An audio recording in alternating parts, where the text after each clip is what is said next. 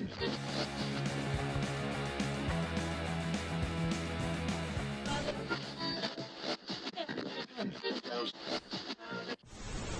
I'm Amy, thank you for tuning in. I had an incredible reading month in January, so I'm hoping to bring some of that energy through to February with me. And I've done that by trying to choose books that really lean into exactly what I'm interested in the moment. I seem to want to read a lot of horror, particularly adult horror, quite into haunted houses right now, so I'm trying to choose books with those elements in.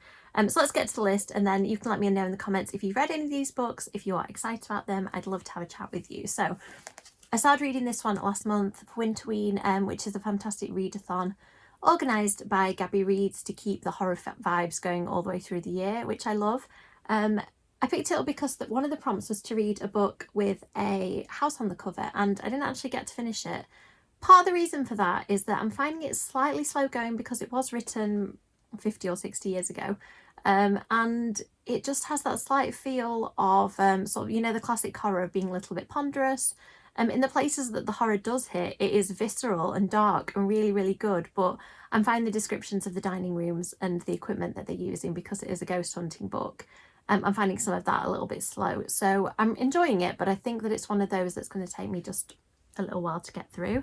Next up, one of Darcy Coates' books, Dead of Winter I think it's called, was one of my favourite reads of last year. And I really loved one of Darcy Coates' books that I've read so far, and the other one I DNF'd. So at this point, I'm not really sure how I feel about Darcy Coates' books. And I think maybe she's one of those authors that if you enjoy the premise and you enjoy kind of where the twists and turns are going, then it'll be fine. There's just one book where there's something in it that I didn't vibe with, but the others I've really, really loved. So let me know if she's somebody that you've enjoyed the books of, or if, like me, you're a little bit undecided. But this one I've heard is fantastic. It is an under the sea book. I'm not going to read the blurb because I don't really want to know more than that, but I love that cover. It's so beautiful. I'm quite scared of the sea. I do like it, but at the same time, in a horror context, I find it really terrifying. So I think this could be an interesting one to try this month. It's quite chunky. Hopefully I'll get through it. You can see my lovely Stephen King collection behind me, and since I've been collecting it, I've hardly read any of them. I've read quite a lot of Stephen King in the past, but for the past couple of years I haven't really picked much up. So this, I'm hoping, will break the Stephen King slump. I don't know much about it. I know that it is for novellas. I think it's for can't actually see where it says that, but I'm pretty sure it's novellas. I think one of them is a Holly Gibney one, who was one of the protagonists of the Mercedes Killer books, Miss Mercedes books. I tend to like Stephen King's novellas, so I'm excited about this one. I do have it on audio as well, so I think this might be a good way to read another fairly chunky book. This one has been on my TBR so many times. I know it's on loads of people's favourite horror list, and I know that it's won awards. I've read other Catriona award books and really enjoyed them, but I haven't read the one that is seen as one of her defining books, so I'm excited. Again, I don't want to read the back because people have said that this one gets pretty weird and wild quite quickly, so I don't want to know. I'm going to go into this one not really knowing. Next we have a Buffy book. I've been working my way through the recent Buffyverse books. I think I've read all of them, the Kendara Blake ones, the William Ritter ones, looking at my shelf to remind me. Oh, Lily Anderson wrote Big Bad. I think that's all of the really recent ones. But I haven't read the Tara prequel. She was a character that I don't think I really understood when I first watched Buffy. I think at that point I was aspiring to kind of be outgoing and confident, and I was probably actually more like Tara and was quite shy and not always the most outspoken of people. So I think I maybe overlooked her as a character a little bit, but as an adult I've appreciated her character a little bit more. So I'm interested to see what I'm going to think of her on this take. I really hope that we get a bit of an insight, because in one of the episodes of Buffy, I forget the name, somebody in the comments will probably remind me, we got to meet Tara's family and find out a little bit about her backstory, and I'm hoping we find out more about that because I just always wanted it at the time. Next up we have a book that I've seen all over Horror Talk, Horrorgram, whatever you want to call them. I keep seeing this book everywhere. I think it's a haunted house book. I'm not going to read too much about it, but I do remember, oh, I don't think it says on the back, I think it might be Southern Goth. Ah yes, Decrepit New Orleans Mansion. Yeah, that's all I wanted to know. I'm doing my usual thing of horror, like I've said for some of the other books, of not reading too much about the blurb, but New Orleans, horror, potentially haunted house. excited to see what that is about. Next up we have another beautiful Evernight edition. I mean, look at it, even the end papers, and I think that the cover, yeah, I mean, look at it, they're so gorgeous, these books. I'm so glad I subscribed to Evernight. This one sounds really interesting. I will read the blurb because I read it when I bought it, so this is no surprise. Cora Zeng is a crime scene cleaner, but the bloody messes don't bother her, not when she's already witnessed the most horrible thing possible, her sister being pushed in front of a train.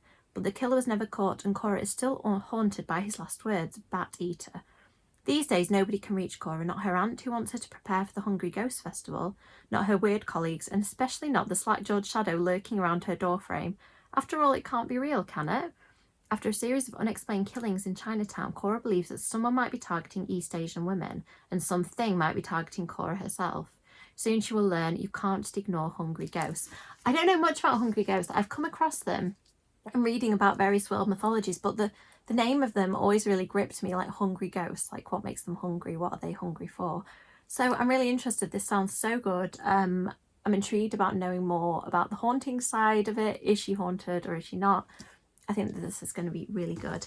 Next up, the other Evernight edition, which came in October. I did not read it. I've read other Alexis Henderson books. House of Hunger, I think, was the one I read. Have I read you? I don't think I've read Year of the Witching.